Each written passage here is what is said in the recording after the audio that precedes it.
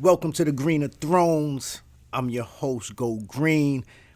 I'm live streaming, I'm podcasting, so we're going to see how this plays out. Whatever. I hit record. We're going to get right into it. All right, I got my man Thorough Essex.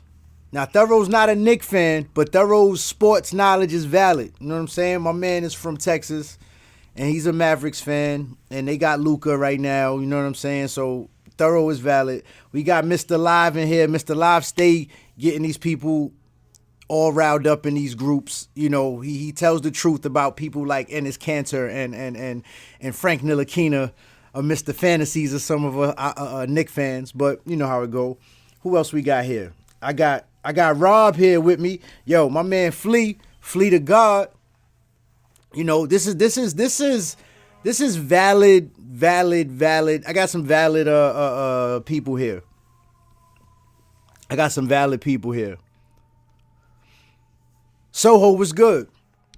So everybody feels a way about this. Soho, I can't speak on where your basketball knowledge and opinions are on this, so please don't feel away, my brother. But I want to know how people feel about this because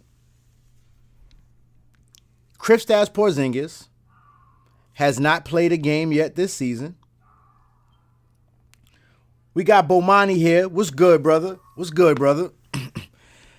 Kristaps Porzingis has not played a game yet this season. Kristaps Porzingis has never played a full season in his 4-year NBA career. When Kristaps Porzingis is healthy, he's a very rare player. He's a very special looking player. The Knicks also have a history of big men with injuries. So the question is posed, do you give an injury-prone player a max deal coming off of an injury and he hasn't played? Now, people, as I said, people feel a lot of ways about this.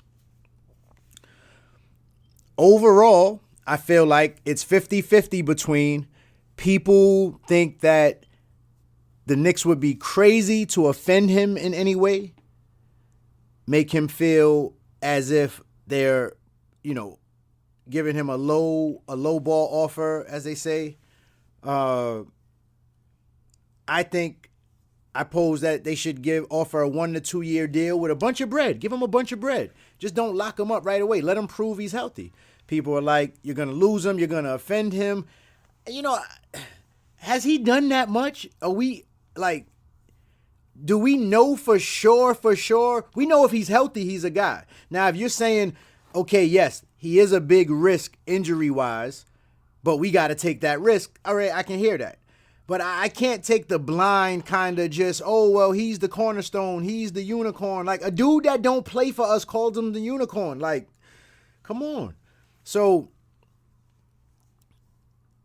I just want to know, if it's your money, it's your squad, are you locking him up? What Rob said. He's too valuable to play. Don't rush him back. I agree. I'm not saying rush him back. I'm saying he's a free agent, restricted free agent after this season. Do you give him max money? Coming off an injury, 7'3", off the ACL. No 7'3" players ever had the injury. I know somebody said Boogie Cousins in one of the groups I was in. Somebody said Boogie Cousins had the injury, and Boogie Cousins is a little older, but Boogie Cousins is not 7'3". For all we know, Porzingis might have grown a little more.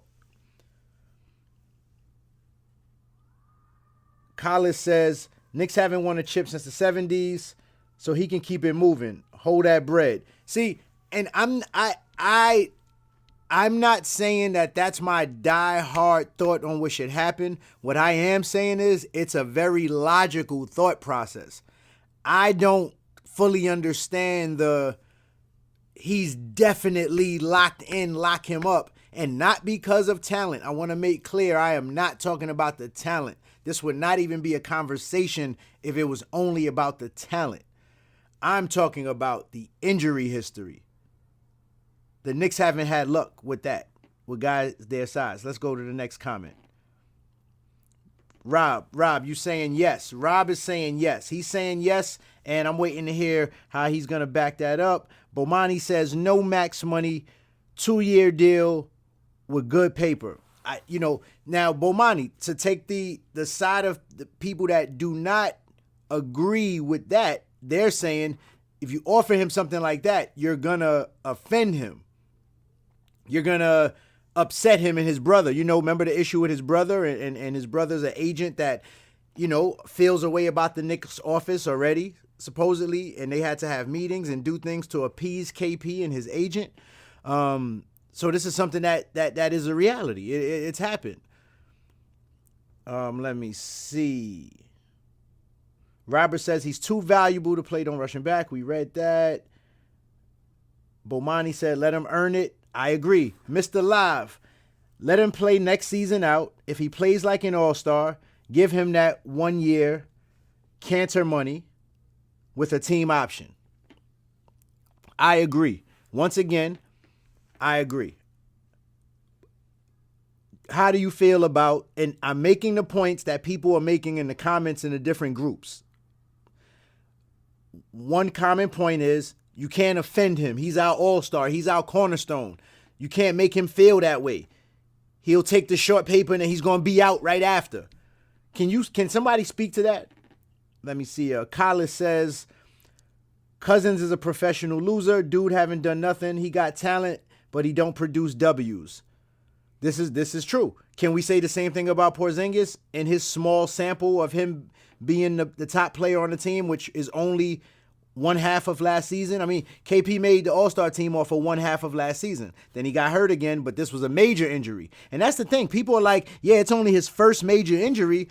I look at it as he's had two injuries that forced him to cut his season short 2 seasons before the major injury. So then the third season came and he got the major injury. Why is the assumption that he's going to get healthier and stronger? It seems like it's going the other way.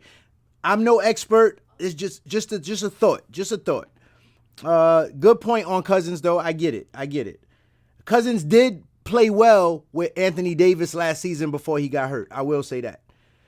Thorough said, don't offer him the max. Let Dallas offer him the max and let him come play with the white goat in Dallas.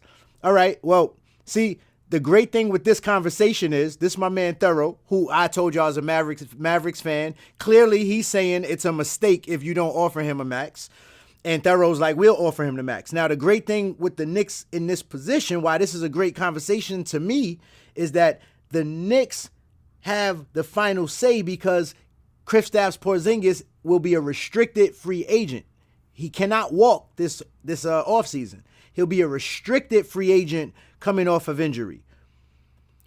Are other teams, yeah, I can see a team like Dallas, there will be teams willing to do certain things, but my question to Thorough is, being that I'm not a Mavericks fan, I don't know what's going on with their salary cap. Do they even have free agent money to offer him a max deal next season? Before we even go into that conversation, but that was a good one. Robert says if he leaves, he's going to have a great career somewhere else. I'm not necessarily talking about Kristaps Porzingis leaving the Knicks. I'm not necessarily talking about him leaving the Knicks. I'm talking about what do you offer him? What do you, it goes both ways, right? He plays great when he's healthy, so he should get paid for that talent. But the Knicks also need him to be healthy to produce more. Now we're talking about adding playoffs to his career. He's not making it big. He's barely making it through February.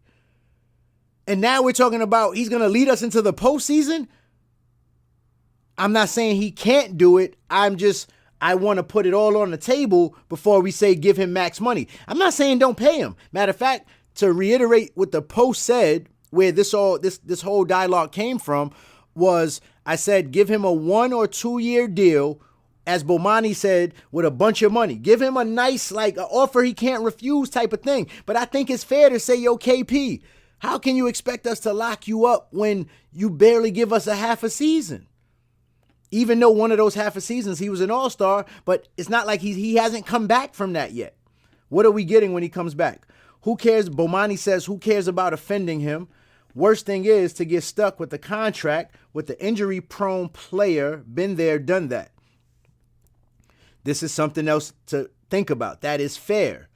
That is fair.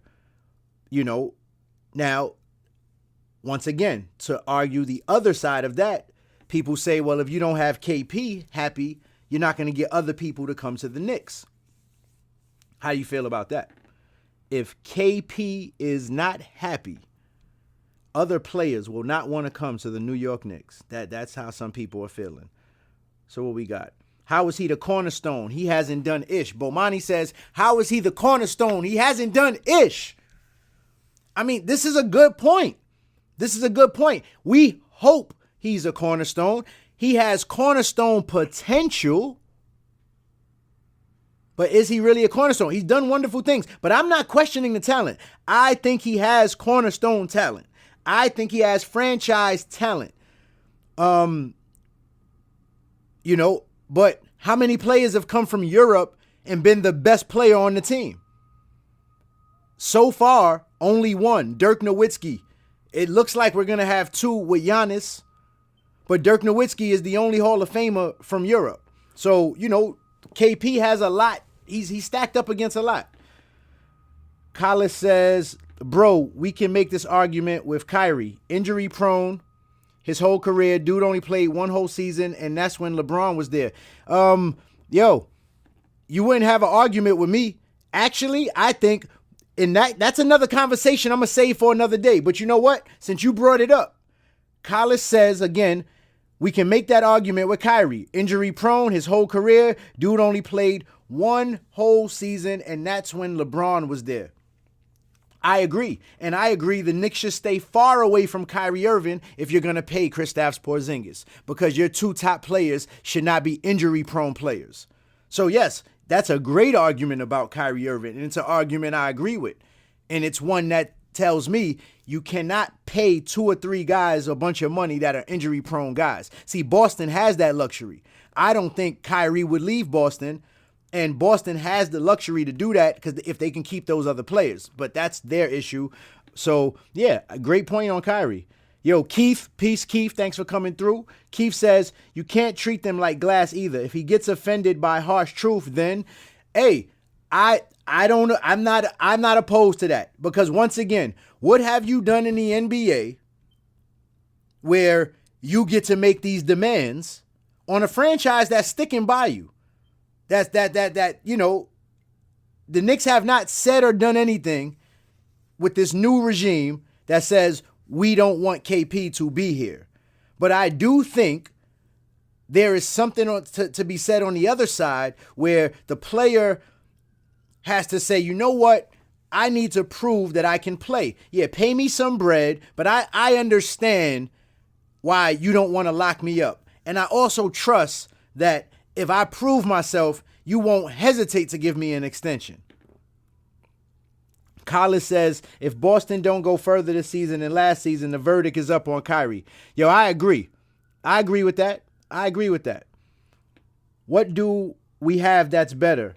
This is a once-in-a-life. Robert is talking about Porzingis. He says, what do we have that's better? This is a once-in-a-lifetime talent. Change our training staff. New methods, new results. Yo, Rob, the argument is not letting him go. The argument is, you. What do you have to lose? You know what it's like to have an injured big man locked up under big money. Excuse me. You know exactly what we have to lose. So the question, though, is not so much losing him, but why do you have to pay him the max money? Why is it wrong to offer him less than the max? Mr. Live says, F offended him. Injuries speak for themselves. This is a business. If he plays like an all-star, he's going to act like a diva anyway. KP could care less about the front office after what they publicly did to Melo. Well, see, now Mr. Live hits on a different nerve right there. So injuries do speak for themselves, and that's a big part of my point here are the injuries. So thank you for referencing that. He probably already has a thought process about what to do if it doesn't work out in New York. I think he would be foolish not to. And I think the Knicks are also watching what's going on in that regard, because it's just foolish to not do that. You just, it's just part of the business. I think it's good business to be aware of what you can lose and what you potentially can gain in anything when it's available. So if KP is already viewing the Knicks in a negative capacity, this is once again speaking to Mr. Live's point about how he may already feel about the front office because of how they handled Melo. If that is valid, then I definitely say don't sign him. Don't offer him a max, for sure. For sure. Because if he's got it in his mind that that's what it's about, then, you know, as a Knicks fan, you don't, why risk it? I definitely do a sign and trade though. And also too, to the point of a sign and trade, what could you, somebody asked me this in one of the groups. They said, I'm just asking, what could you get in a trade for KP? What would a team offer for a guy like KP right now? Remember, the Knicks don't know what they have. We can sign 2 max players. We have over 60 million plus. Okay, Thorough says the Dallas Mavericks can sign 2 max players. They have over 60 million plus. So immediately we know that the Dallas Mavericks are a team that could lure KP from the Knicks. Does he want to play in Dallas? You know, does he want to play with Luka? You know, that could be dangerous. Once again, though, the Knicks can go over the cap to sign him, and Dallas could be the team KP uses to get his max deal. So, Thorough, I ask you this. As a Mavericks fan, will Mark Cuban allow himself to be used like that? Rob says max demand. Hey, listen, I want to make it clear. Yo, Rob, my brother, you know how we do. I want to make it clear. If the Knicks max KP, I'm not going to sit there like, I'm not going to be upset about it. But it will be a conversation worth having if the Knicks max KP without seeing him play this year. That would be very interesting. Bomani asks, who wants to sign with the team with the star player who can't stay healthy? That's another way to look at it as well.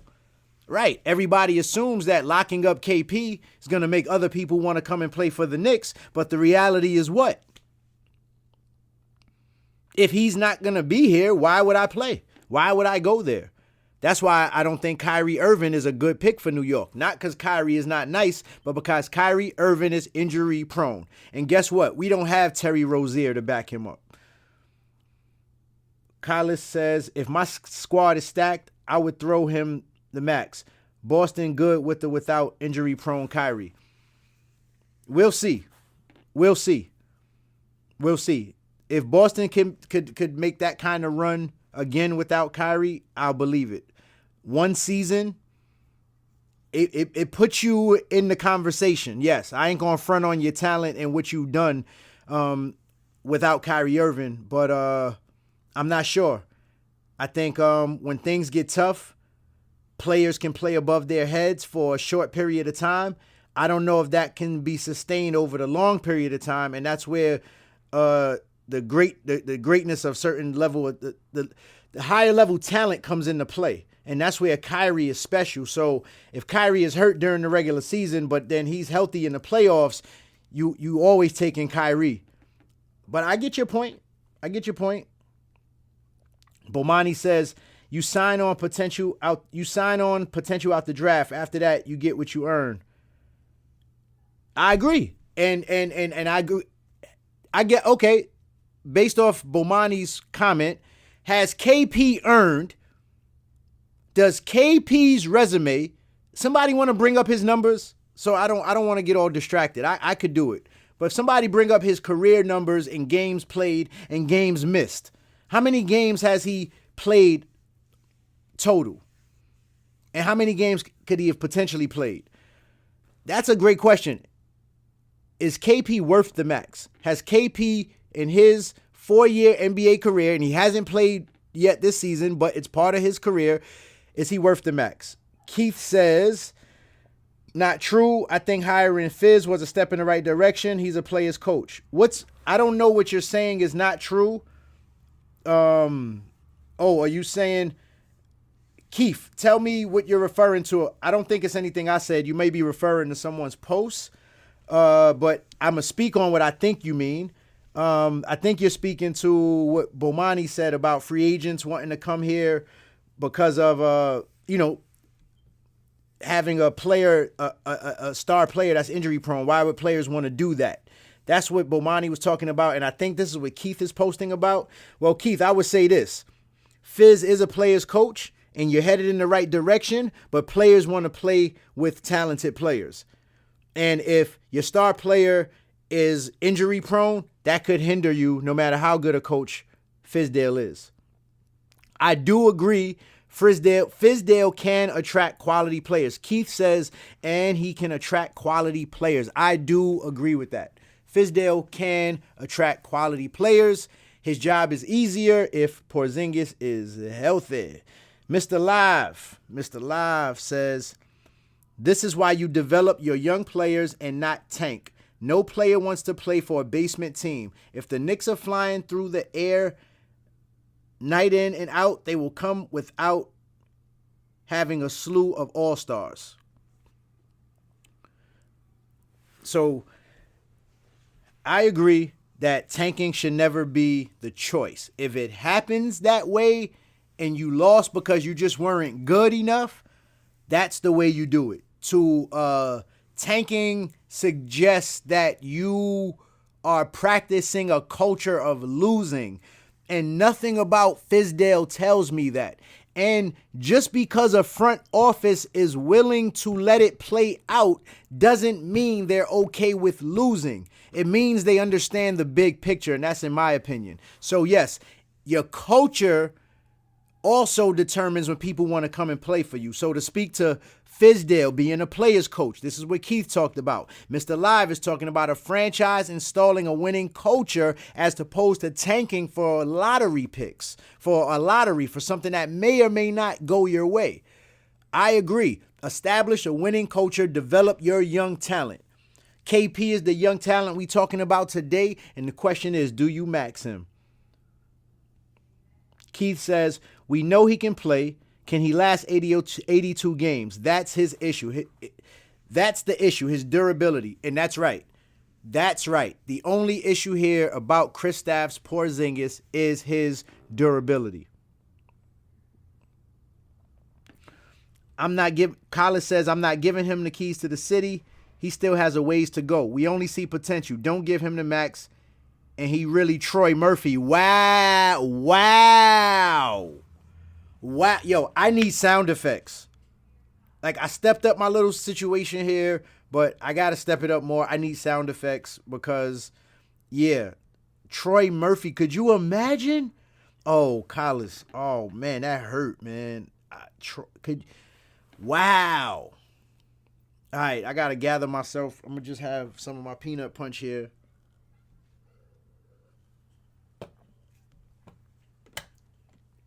Oh, man, that would hurt. That would hurt if he was Elijah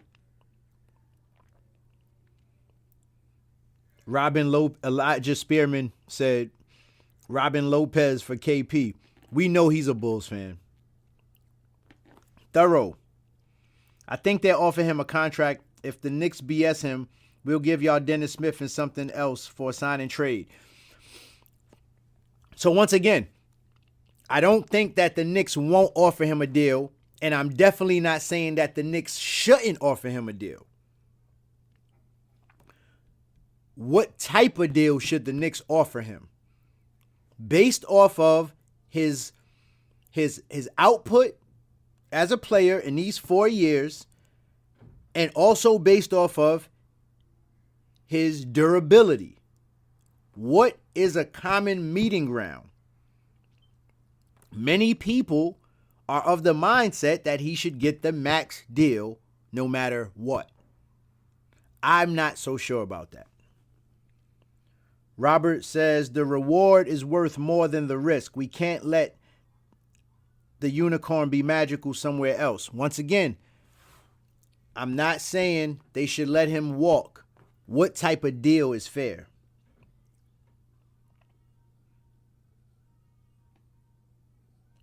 All right. I'm going to go through some more of these comments.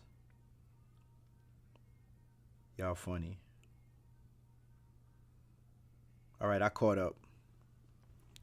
up. I think I caught up to the comments. Yo, somebody help me out, man. I'm still waiting for y'all to post KP's numbers. So the consensus here is no max. I mean, there's not much debate here.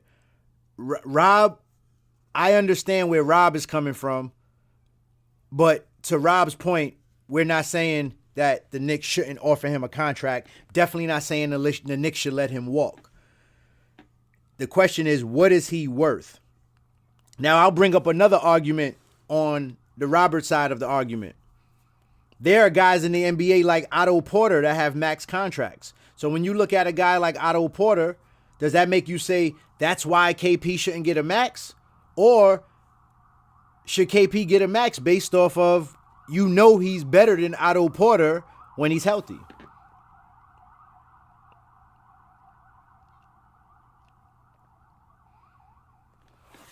Okay. So, yeah. So let's put it from another perspective. KP is having his next test in February, I believe. Peace. Dwayne just joined us. Peace. Thank you for sharing your time with us. So let's look at it from another perspective. Let's say KP has this test in February and they're like, the stress test, he's passed it. He's ready to start practicing. He can run full speed. Let's say he plays the last 2 months of the season. Healthy 2 months. First of all, let's be fair. He's not going to look like KP the All-Star when he comes back. That no matter, I don't care when he comes back, he's not going to be KP the All-Star. He'd have to be 100% healthy, not come back, play all summer, and then come back next season. Then you'll see him come back, but that would mean he took off way more time. But playing those last 2 months of the season, he's not going to look special. If he does, more credit to him, but I think in being fair, you should have lower expectations than that. So he comes back, he plays relatively well as you could expect for coming off an injury and not playing for a year. Would you max him then?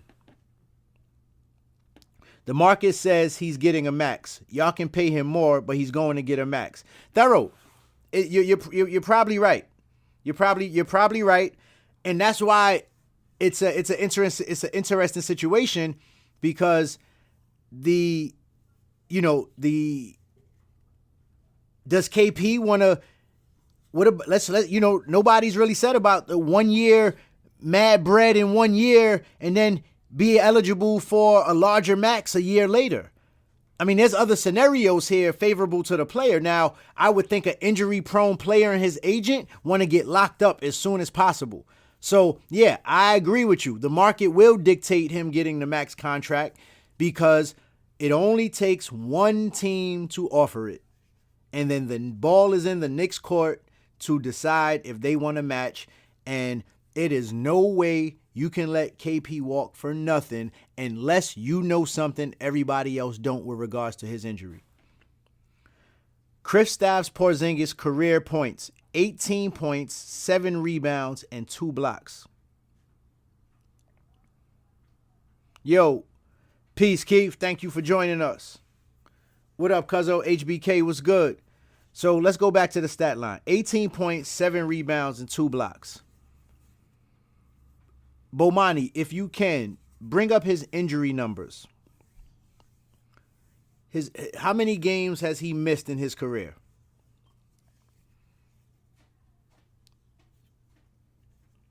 How many games could he possibly have played in, and how many did he actually play in?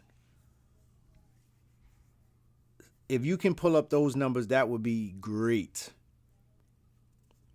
Because this is a very interesting dynamic with Kristaps Porzingis, because there's no denying the talent. But when you're the Knicks, you're dealing with a different kind of history. You're dealing with a history that is not in your favor with regards to big men, and there's never been a guy this size with this injury. So I would roll the dice, but do you roll the dice for a max situation? I don't think you roll the dice for a max situation. The white goat already has better numbers as a rookie. Right. That's a great point.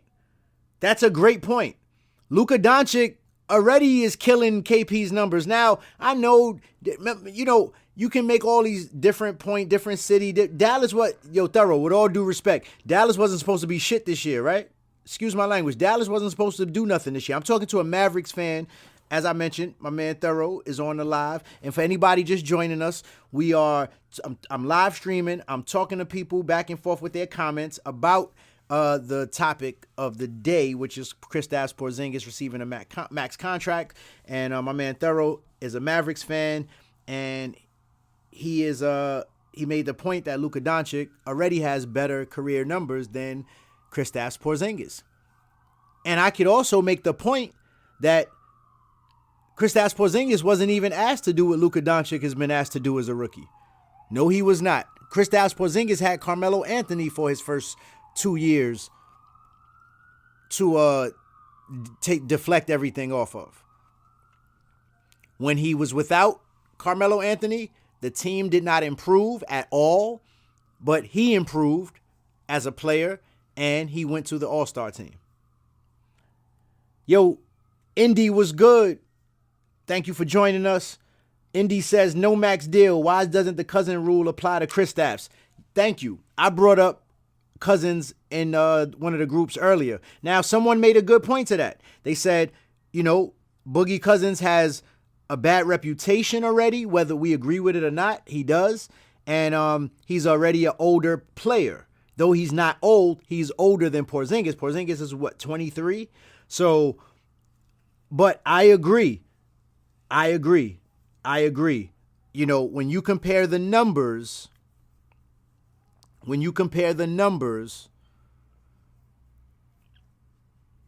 it's hard to say that Porzingis deserves better treatment than Boogie Cousins off of talent alone. I seen them dudes put numbers up against each other. I seen Boogie give it to Porzingis, but I seen Porzingis give it right back too. Bomani says he missed 10 games as a rookie, 16 games his sophomore season, and only played 48 games last season. And this was my point about Porzingis. So each season, as his minutes and his role increased, the wear and tear on his body diminished his ability to play more games. And it finally all culminated in an ACL last season. And not to mention that when he was playing in a lot of those games as a rookie, he was playing hurt. And in his second year. Y'all Knick fans, y'all tell me if I'm lying or not. Thyru, thank you for joining us, brother. But y'all tell me if I'm lying. Porzingis was playing hurt in a lot of those games. Always nicked up with the little injuries here and there. So it wasn't like when he was healthy, he had a clean bill of health. But you missed 10 games your first season. You missed 16 games your next season. And then you only play in 48 games the next season. So you miss almost half the season due to ACL. Now the next season you don't play 82 games.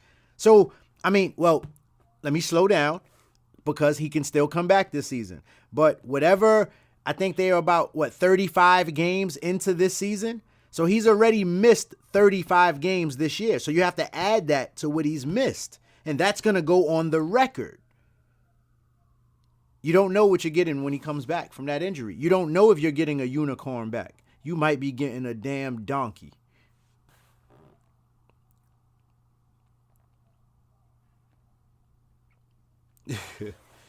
Kyler says the only thing that improved with him is his vacay time. Someone else made a point. I can only imagine what my group, my responses are looking like right now. I haven't looked in a minute.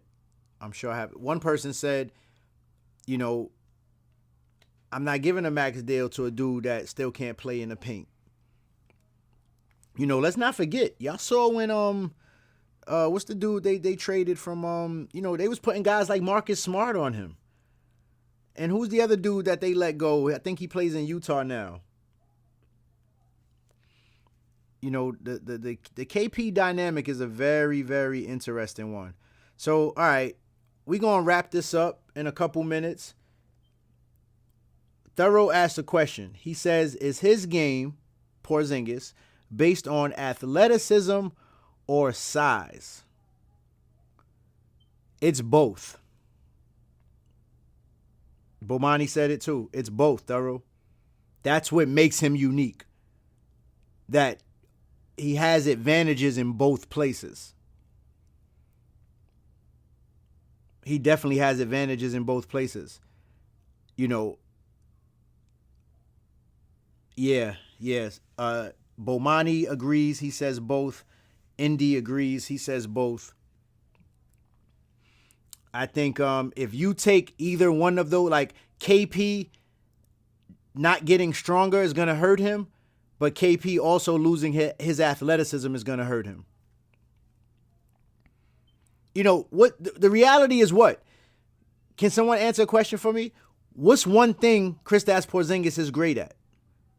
See, I personally feel that we haven't gotten our franchise player yet. I feel like he's a guy we need to keep, and he's going to help fast forward things. But it's just not any European players that came over to be legendary Hall of Famer franchise players, except for Dirk Nowitzki. And I would say, if you want to argue Giannis is on his way there, if Giannis continues at the rate he's currently playing at, I think it's safe to assume that Giannis will be the next player that came from Europe. But y'all know what I'm talking about here. You know, I don't know if KP could be Dirk, but he could be the second player on a very good team.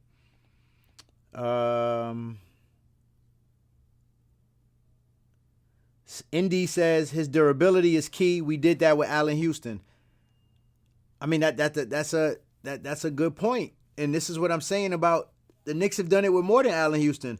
The Knicks have done it with, and the thing with Allen Houston, you know, Allen Houston's jump shot didn't fall off when he came to the Knicks. Allen Houston had other injuries, and his wrist wasn't a problem. You know, his later injuries were a problem, but when Allen Houston was healthy, and he did what he had to do. It wasn't like the Knicks signed Allen Houston coming off a major injury. He was signed as a major free agent from the Pistons. So, you know, Amari Stoudemire had an injury history. He wasn't hurt, but he had an injury history, and the Knicks signed him with no insurance. And I just don't. But to your point, Indy makes a great point. The Knicks have a history of doing this, and KP is next in line.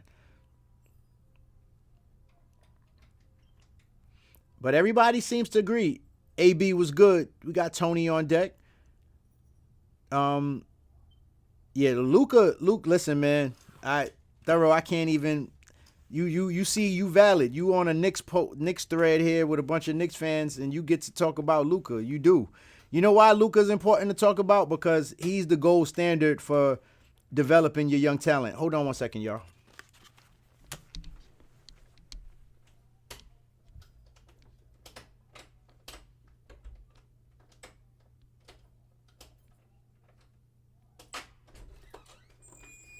Hello. So Luka is definitely the gold standard for, you know, young talent that you know, that's what you hope your young talent can be. Somebody that just flat out come right in and make an impression. But the fact that he can create a shot off the dribble at 7'3" is kind of freakish. Well, yeah, if you talk, well, then that's why you can't question Porzingis' talent. I don't think anyone here has. The talent is not in question. The durability is. Collis says he shoots off the curl from the free throw line. No one can guard that move, but dude not around to do that move a lot. Yo, and that's why we're here. So at the end of the day, you know, what's a situation where the Knicks lose Porzingis? Like, if his agent and him take offense to the Knicks offering some lower deal. You know, how did the Knicks deal with that? I'm only going for a couple more minutes, y'all.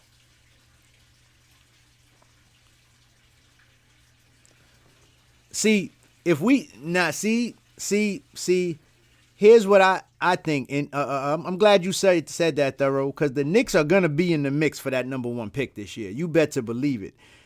What's so interesting about the Knicks is that they actually play hard. They just can't do it for 4 quarters against better talent. They don't have enough talent, but they play hard, and they're losing playing hard. That's a great thing because they're developing things that go beyond the basketball court. They're not showing up to work every day basing it off the fact that they know they're not going to the playoffs already. Right now they know it. You know what I mean? Though they haven't been mathematically eliminated yet, they know that. You know, and they're playing hard. So to your point, if you get the number one pick, I think that you keep Porzingis for sure. And you team him up with that person, but the question is the number one pick. I'm sorry, the question is the contract for Porzingis. You give it a shot. I'd give it a shot. I'd love to team him up with the number one pick. I'd love it. I'd love to have him and Zion in New York. Like, you know, I'd love it. But the question is, what type of contract do you offer Porzingis? And does that give the Knicks more leverage?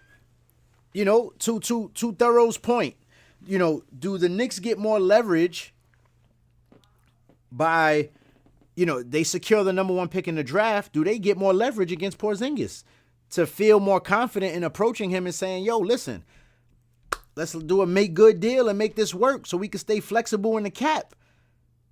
We gonna take care of you if you get hurt, but we gonna take care of you if you're healthy. It's just gonna be different numbers. Is that realistic? Am I in the fantasy world? Is that wishful thinking? Indy says, we playing without him now and developing. We'll get a high draft pick. We change. I think a high draft pick, maybe we change because we're developing now, but, you know, it doesn't guarantee that most of these guys are going to be here next season, right? Some guys are playing well. We got a bunch of guys playing for their next contract.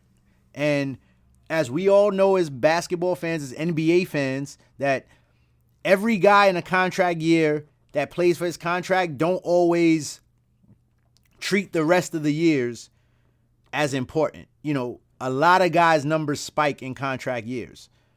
Some for the better, some for the worse. And by the worse, I mean that they're just not the same when they have more security.